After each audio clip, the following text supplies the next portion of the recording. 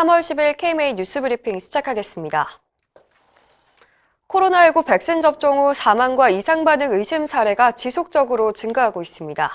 예방접종 대응 추진단에 따르면 어제 0시 기준으로 사망자는 13명으로 늘어났고 이상 반응 의심 사례 신고 건수도 하루 새 900여 건 증가해서 약 5천 건에 육박합니다.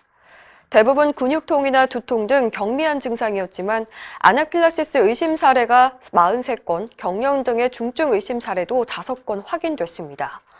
한편 정부가 계획했던 1분기 백신 접종률은 어제 기준으로 49.8%인데요. 전체 인구 대비로는 0.74% 수준입니다. 정부는 내일 65세 이상 고령층에게도 아스트라제네카 백신을 접종할지 여부를 발표할 예정입니다. 백신 접종이 진행되면서 앞으로 사회적 거리두기나 마스크 착용 지침이 어떻게 바뀔 것인가에 대한 관심도 높아지고 있습니다.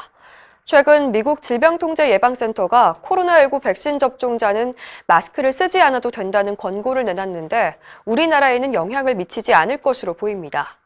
중앙방역대책본부는 2차 접종까지 하고 있는 미국과 달리 국내는 이제 막 시작하는 단계여서 마스크 착용의 예외는 검토하지 않고 있다고 밝혔습니다. 가천의대 정재훈 교수는 백신이 효과를 내려면 접종한 후 최소 일주일이 지나야 하고 더 높은 효과를 발휘하려면 2회 접종을 해야 하므로 그때까지는 마스크를 벗으면 안 된다고 강조했습니다. 강진한 가톨릭대 의대 백신바이오 연구소장도 접종률 1위인 미국에서 코로나19 재확산 조짐이 있다는 사실을 통해서 교훈을 얻어야 한다고 말했습니다. 의료계 초미의 관심인 의사면허 취소법이 국회에서 다시 논의됩니다.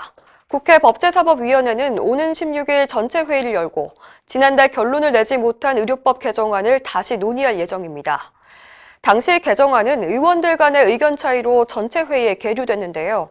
야당은 의료인 면허 취소의 대상을 모든 범죄가 아닌 중대범죄로 축소하는 방안을 검토 중인 것으로 알려졌습니다. 이번에는 통과될 가능성이 높다는 전망이 나오면서 의료계에는 긴장이 고조되고 있습니다. 차기 의협 회장 선거에 출마한 후보자들은 의료법 개정안이 통과될 경우 강력하게 투쟁하겠다는 입장입니다. 지역 의료를 강화하기 위해선 우리나라 의료 현실을 고려한 새로운 전략이 필요하다는 의견이 나왔습니다. 정부는 지난해 말 전국에 96개 지역 책임병원을 지정해 필수 의료를 제공한다는 계획을 발표했는데요. 이에 대해서 의협의료정책연구소 임선미 연구원은 기존의 권역별 센터 지정과 다를 바가 없는 정책이라고 비판했습니다. 임 연구원은 수가 가산이나 의료 전달 체계 개선과 더불어 민간 의료기관이 대다수를 차지하고 있는 현실, 또 주거와 교육, 교통 등 생활 환경 요인 등 다양한 측면이 고려돼야 한다고 강조했습니다. 특히 독일과 캐나다처럼 정부 예산으로 의료기관 경영 유지에 필요한 지원금을 제공하는 방안도 검토해 볼 수 있다고 밝혔습니다. 새로운 광주광역시 의사회장에 박요한 후보가 당선됐습니다. 어제 광주시 의사회 선거관리위원회는 박 후보가 제14대 회장 선거에 단독으로 입후보에 무투표 당선됐다고 공고했습니다.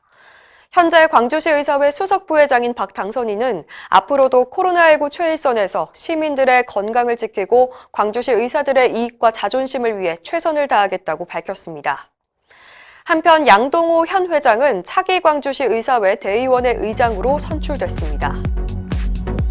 이상으로 뉴스 브리핑을 마칩니다. 자세한 사항은 의협신문을 참고하시길 바랍니다.